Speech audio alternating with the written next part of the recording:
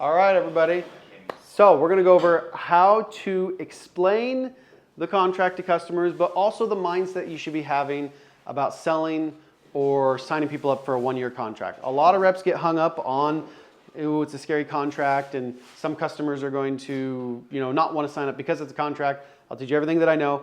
My first few summers, I felt like I would lose 2 or 3 deals a day because they didn't want to do a contract. Now I feel like I lose maybe 2 or 3 sales a month because I don't want to do a contract. So there's some things that you can learn. So let's go into it. And that's the first thing is that number one rule of sales is if it's a big deal to you, it is going to be a big deal to them. If you think the price that we're charging is high, you will meet people all day, every day who are like, that's way too much. If you think that it's scary to do a one-year contract, or that you're kind of like breaking people's banks or making spouses get in fights, or that, man, they'd be better off just going and buying stuff at Lowe's and doing it themselves. If you think all of those things, and then you will meet people all day, every day that reflect that opinion. And if you don't believe me when I say that, you will learn the hard way. It really is about like your internal beliefs on it not being a big deal.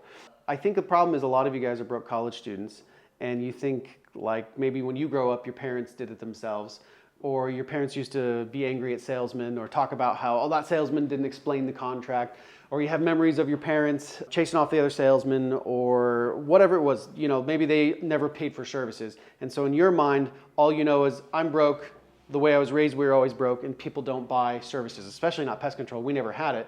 But that just because that's how you were raised and that's how you are thinking right now as a broke college student doesn't mean that everybody in the whole world has that mindset. And so even if you guys would never get pest control at your house, like that's okay. Like there are lots of people out there that would love the service. The other kind of thought I want to talk about is a lot of customers will try and draw you in to this whole thing. Well, what if we just do it one time? Have you guys ever been trapped where they try and come up with like this deal with you? Well, what if we just do it one time?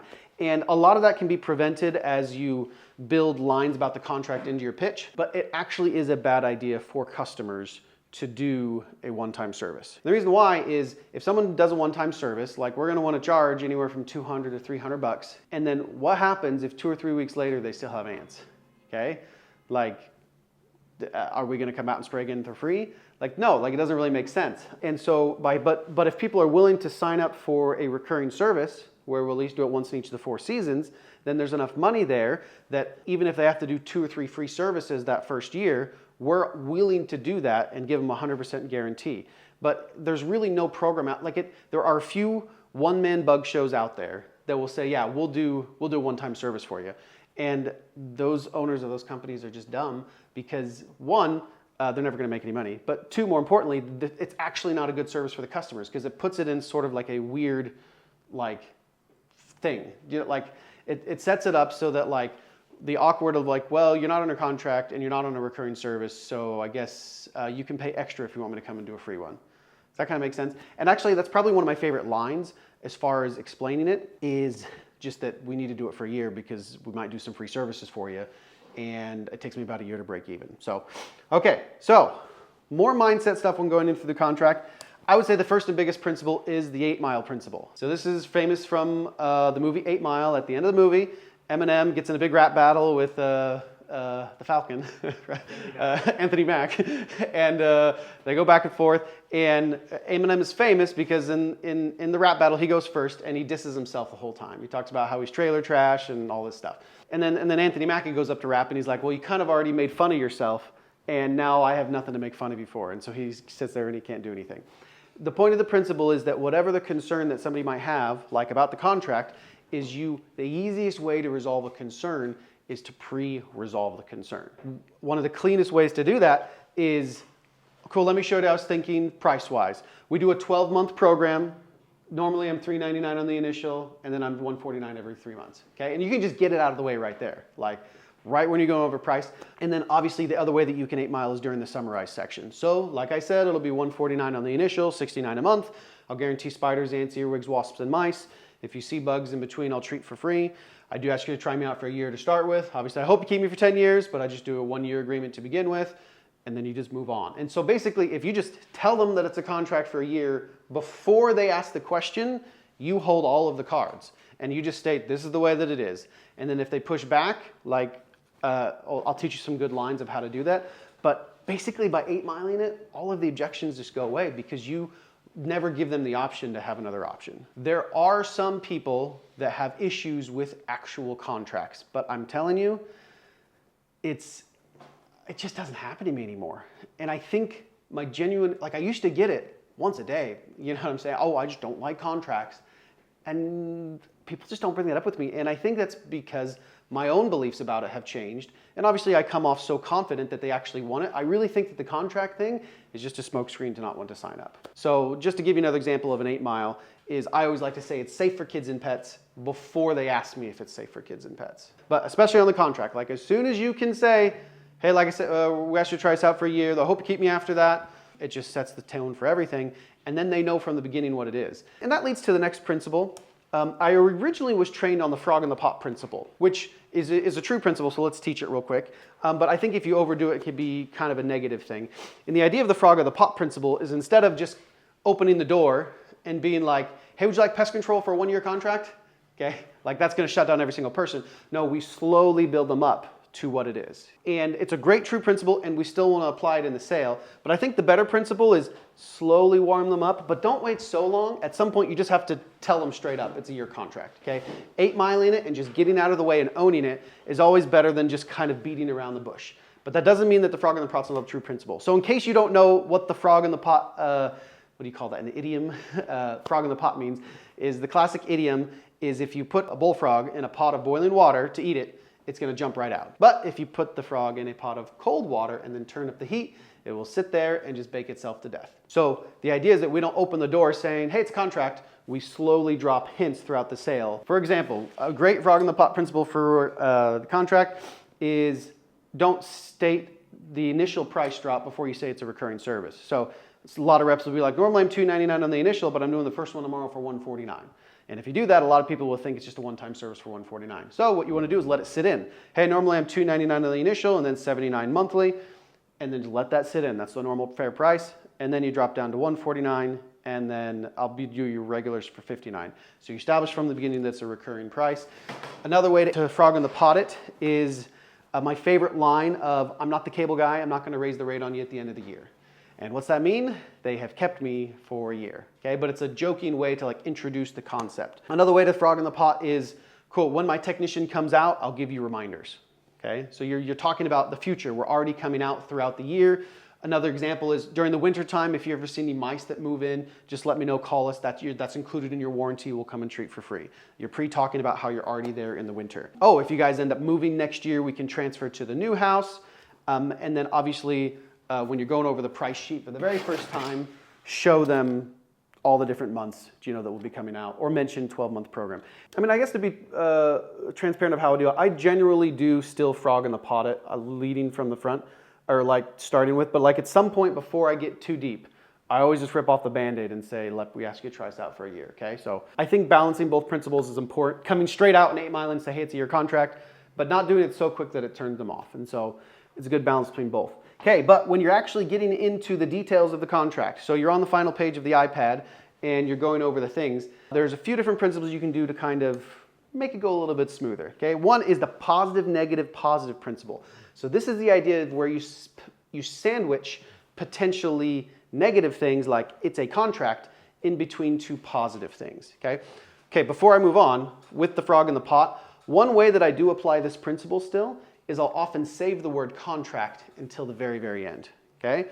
So I might say something like, I ask you to try me out for a year, but not say 1-year contract. That kind of makes sense. So I'll 8 Mile it by being, yep, ask you to try me out for a year, hope you keep me after that, but then I'll save the word contract into the very end, and when I do it, I'll sandwich it in between something positive and something negative. Well, I skipped one. Yes, I'm supposed to have high ball, low ball here, which you guys heard me do, okay? So the classic high ball, low ball line is if someone asks if it's a contract, you don't say, yes, for 1 year. You say, it's for 10 years. And then you go, haha, just kidding. I don't do anything long-term. A lot of my competitors do 2 or 3 year contracts. I just do a 1-year agreement. So that is a really common tool. My way I do it is the way you just heard is I do ask you to try me out for a year to start with. Obviously, I hope you keep me 20 years, but I just do a year contract to begin with. That's the high ball, low ball principle, okay?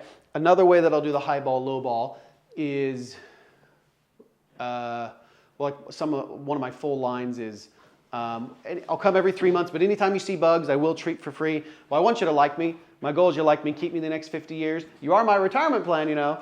And so that's a high ball, low ball mixed with a positive, negative, positive. Does that make sense? Like, I'm going to come out and treat for free. I hope you keep me 50 years. And then, like I said, I do ask for a year to start. And so by the time you get to the actual year, it's like, you've already said, you know, all these big numbers. We're just talking about a year to begin with. All right, and then the final one is the redirect. And this one is, as soon as like I said, I do your contract to begin with. There is no tax. Oh, that's my positive sandwich. So I do positive, free services, negative, contract, positive, there is no tax. So that's kind of my classic in my script. Positive, free services, then I do a high ball, low ball, and then I do a contract, then I do a high ball, not 10 years, though I hope you keep me 10 years, and then a positive of, what did I just say? There's no taxes, yeah. But then right after that, I'll redirect, and then I'll kind of have a casual tone when I'm talking about the contract. I do actually try me out for a year to start with. Obviously, I hope you keep me 20 years, but I just do a 1-year contract to begin with. There is no tax, and then I do want you to understand it's not a termite treatment, okay? And so I'll redirect by having a casual tone about the contract, but then a serious tone about the termite thing, which doesn't matter at all. I'm just doing it to distract from the fact that I just talked about something kind of scary. And so I make a big deal out of the termites, and then the last kind of way I redirect is make also kind of not a big deal, but when I'm going for their signature, you guys have heard my line, and it's kind of weird with these iPads. You have to use your finger to type your initials at the bottom, and I'll kind of distract with the difficultness or the weirdness of typing in on the iPad and make that about it. So agreement versus contract. If you pull up the old pest control sales manual that's been copied and used by every company out there, it says in there that there are certain buzzwords that you shouldn't say anytime. And then here's some good words. And it says in there that you should, for example, don't use the word spray or chemical, but use product and treat, okay? Which, you know, maybe there's some truth to that. But the one that's always bugged me is it says in there that you're not supposed to use the word contract, but instead use the word agreement. There's a story I heard in my very first year in the industry, and from Mike Romney, who's the founder of Fox Pest Control, and he's got the guys, I think he sold some 10,000 pest control accounts back in 20 years ago, okay? And so he was the original GOAT of door-to-door pest control. And Mike Romney's company just sold for, I don't know, lots of money.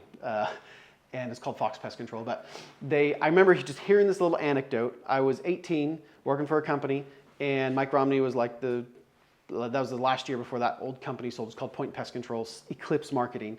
And I just remember hearing this anecdote back when I knew nothing about the industry of, none of the sales reps believe it, but apparently Mike Romney says the word contract 3 times throughout his pitch. And a lot of other sales reps, you know, the dishonest ones, they're just like, they can't believe that, like, you can say the word contract. Isn't that going to spook people from buying? But the greatest of all time, he just says a contract. He doesn't have an issue with it. He's able to use that scary buzzword of contract. And that was the anecdote as it was told to me. And that's sort of this differing opinions, you know, about the kind of the classic mentality of don't say contract, it'll scare people. But apparently the guy that sells 1,000 accounts every summer uses the word contract 3 times, and no one believes that he's able to do that. In 2017, I was like, okay, well, I sold 1,200 accounts last year and told everyone, you know, that it was for a year and it was clear, you know, about the agreement, but I never used the word contract. And I was like, well, why don't I just put it to the test?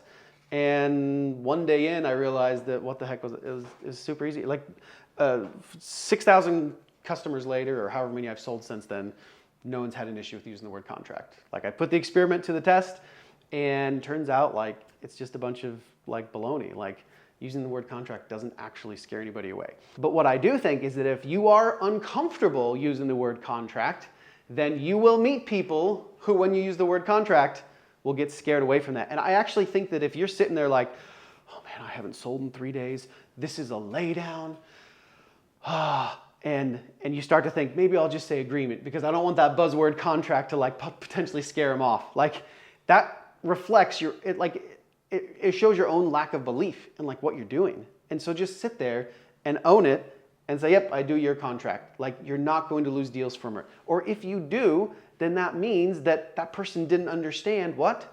That it was a year contract. And if you 8 Mile it correctly and Frog in the Pot it correctly, you're never going to lose anybody at that point. I really do believe that you will sell more if you use the word contract. It's sort of a way to like be direct. Like, you don't, how do you want to say? I take pride in the fact that I'm more honest than other salesmen, and that sort of like pride invigorates me. I like to think that they're like, man, this guy's trustworthy, he's upfront, he's not hiding any details, and then what happens all day long, because that's what I believe, people treat me like I'm upfront, that I don't hide details, that they can trust me. And so because I trust myself, they can trust me, and it's just a win-win. So like if you've got issues with that, don't have issues with it. And then kind of one last thought on going over the contract is at the very minimum, I'm not going to say that you guys all have to use the word contract, but at the very minimum, you need to pull up that last page on the iPad and show them each month and each charge, $149 or $199 the first month, $59 monthly after that, and make sure they look at that so that they see all 12 months. Use the phrase 1-year agreement or 1-year contract. I make all of this as a point to say that's the minimum that you need for me as your boss to say you are an honest salesman. That makes sense? If you do anything less than that, you're not doing your job as a salesman. I think it's kind of shady. Like they're signing a 1-year contract. They need to know and see all of the different months, okay? And at least look at that. And, or at least, you know, if they're kind of, they don't really look, you know, and verbally say 149 and then 69. I do ask you to try me out for a year to begin with. Hopefully you keep me 10 years, but I just do a 1-year contract to begin with. As long as you do that, you've like checked the box on you've done your job well. And after that, like as long as you're not saying things that are untrue, that as long as they know the price and you tell them it's a contract, you guys should feel 100% good about yourselves. There's a lot of ethical concerns a salesman can have. Do you know what I'm saying about like, oh, am I signing people up for service I don't really want? Or am I kind of being shady? Or am I not telling all the details? Like if you go over that, you should feel 100% good about yourself and on your honesty as a salesman and never lose an ounce of sleep at night over what you're selling or what you're sharing. If you do, come talk to me and we can kind of have like a deep dive on like the ethics of selling, but that is like you are being the opposite of a stereotypical salesman if you cover those just basic things. So, all right, let's go over a few bonus lines. Oh, is it a contract? This was my first manager, my first summer. His is his favorite. He would just be like, oh yeah, so it's not like is it a contract? Uh-huh. And that's all you have to say. Like, it's not a big deal. Uh-huh. And it always meant, and he used that to my first manager to make a point of like I say, if it's a big deal to you, it's a big deal to them. But if you're just like, yeah, it's a contract, duh, it's what everybody does, like normal, okay? But you can always follow up, with obviously I hope to keep me in the next 10 years. You are my retirement plan, but I just do a 1-year contract to start with. And there's my next line. Like I said, I want you to like me. My goal is you like me, keep me 50 years. You are my retirement plan. All some good lines to really use this during overcoming the contract. But let's go over this is my favorite line that I use probably 3-4 times a day when I can tell people are like, do I have to do a contract? Like, can I just do it a few times?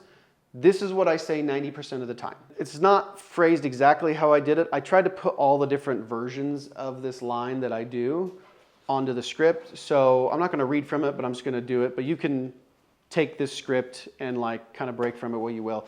But I'll say something like this. Yeah, great question. So I do ask you to try me out for a year to start with. Obviously, I hope you guys keep me for 10 years or whatever, but I only do a contract the very first year because I usually, people the first year have more bugs, so I usually have to do a couple extra free services. And so I ask people to keep me at least for a year so I at least break even and don't lose any money or anything. But with that said, I don't want you to feel guilty if you guys see bugs at all. I'll ask for the year commitment, but anytime you guys see bugs, call me. I will treat for free. You can definitely make a big stink about like, oh, you need bug service throughout the year and you need it more often.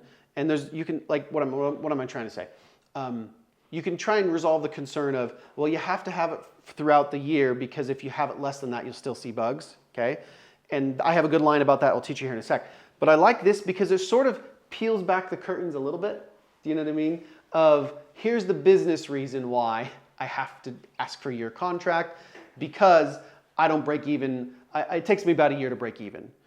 The reason why is a positive for you, which is new customers often have more bugs, and I usually have to do a couple of extra free services throughout the year, and I don't want to like lose money in case somebody has to do like a bunch of free services and then quit after 6 months. And so I ask for a year contract just to protect myself. But with that said, feel free to milk the system. Like anytime you guys see spiders, call me and I'll treat for free. Does that make sense? Okay, cool. So yeah, there's a few different versions of how I do that line. It works every time. Like I use that line, guys, when they bring it up, and it works. So I would memorize and practice some version of that, okay? Here is my other, and these are long answers. So this is when you can tell they want it, they're right at the end, they're with you, they're kind of going back and forth, and you can Like I wouldn't do the line like that at the beginning, okay? But if it's at the end and they're sitting there and just like, well, I mean, is there any way you could do it one time? Say a line like this, okay? That's when you would use it. They're on your side, but they're like hoping that you'll say, well, can I just do it one time? And then you would respond with this, okay? Oh, that's another principle I want to say. I like to roll a bunch of concerns all into one. And what I mean by that is I like to take the concerns about, do you have to come that often? That seems kind of expensive. Can I just do it one time? Is it a contract? All those different kind of concerns. I lump all of that and I treat it as though it's the same concern of basically price, okay? Or how do you want to say? It's really all the same concern. Like the issue with price is that they don't want to pay for an entire year. The issue with contract is they don't want to pay for an entire year. Does that make sense? Like it's really all the same concern. And so I'll often respond to all of those concerns with either this line or the next line, okay? And this resolves, and I used to be able to just whip this line off, like, let's see if I can do it. So I'm not gonna read, but I typed it up just so you guys could have it. But yeah, so I totally get wanting to just do it one time to save money or whatever. But as far as actually controlling the bugs, the products last about 60 days. So doing a service every 90 days seems to be a fair balance between cost and effectiveness. And also the bugs breed and cycle at different times during the year. So you got to treat once in each of the 4 seasons. And I didn't come up with this business model. I'm a shameless carbon copy of all the big national companies. I don't know if you've heard of like Orkin or Terminix. Terminix, they offer a similar service where they come once in each of the 4 seasons, just like me. Now, to be transparent, they only charge $59 monthly versus my $69. But that's just because, like I said, I do the whole yard. So I'm a little bit more than maybe if you were to hire Terminix, but you get what you pay for with me, okay? So that's the full line. And it resolves a bunch of concerns. It resolves the winter concern, it resolves the recurring price, it resolves the 1-year contract, it justifies your price, it uses the psychology of being higher than your competitors. Let me break down why that's important. So you might be tempted when you're sales reps to be like, just so you know, like some of my competitors charge this much or some of my competitors charge this much, whether it's more or less than your current price. Because you just want to justify like, why it is we charge what we do. Everybody else does the same thing. I know you're telling me it's expensive, but literally everyone else in town is within 10 or 20% of my price. So I don't know why you're balking at my price. Like everyone else charges the same thing. So that's all the thought you might have. And you might be tempted then to tell people this is the price. The risk of that is that oftentimes sales reps will be like, Orkin or Terminix or ABC Pest Control, they actually charge more than me. I charge less. And the problem with that one is they go, cool, I believe you, but maybe I do want to go research and just see what other people charge. Like it kind of pre-triggers in them this thought of, maybe I should spend the weekend before I sign up with this guy and check just to see what everybody else charges. Like if you start talking about, I charge this and other people charge that, it's going to trigger in them this like, and they might not have thought it before, but now they're thinking, man, I should make sure this, I mean, I believe this guy, but always do your due diligence, never buy from the salesman. Let's see what other people charge before I sign up with him, okay? That's how they're going to think if you say you charge less than your competitors, okay? Because of course, that's what every salesman says. Every salesman goes around and says, I'm cheaper than my competitors. And the first reaction when someone tells me that is, let me look that up and just make sure. However, if you confidently come in 10 or 20% higher, they have no choice but to believe you, because who in their right mind would own the fact that you charge more than your competitors, okay? And so now it's like you're coming from a position of strength and confidence and transparency, and even just the act of transparently telling them, hey, I'm about 20% more than my competitors, but you get what you pay for, okay? That act alone gets them to trust you, and now they're like, I don't need to research, my guy's honest. Okay, he told me already that he's more expensive. I've had multiple people be like, I like that you own the fact that you're not the cheapest in town. Okay, I've had multiple people tell me that line. And okay, so I would memorize some version of this. It's really powerful for, like I said, a lot of different concerns. It starts out with, I totally get wanting to do it one time to save money.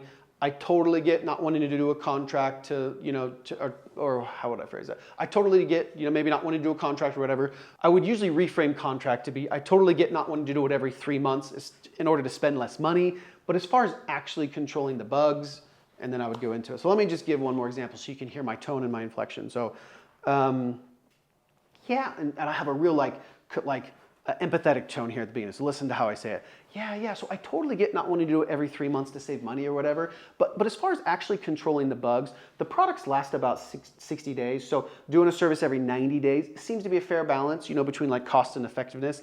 And also the bugs breed and cycle at different times during the year. So you got to treat in once in the 4 seasons. And I didn't come up with this business model. I'm a shameless carbon copy of all the big national companies. Like you've probably heard of like Orkin or Terminix. Yeah, great companies. They offer a competitive service, real similar to mine, where they come, every 3 months. Now, to be transparent, Terminix usually only charges about $150 a service.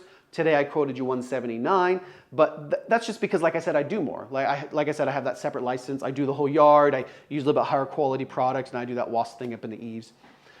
So there is another example of the line. I really recommend getting good at this. Okay, having that welcoming tone, that understanding.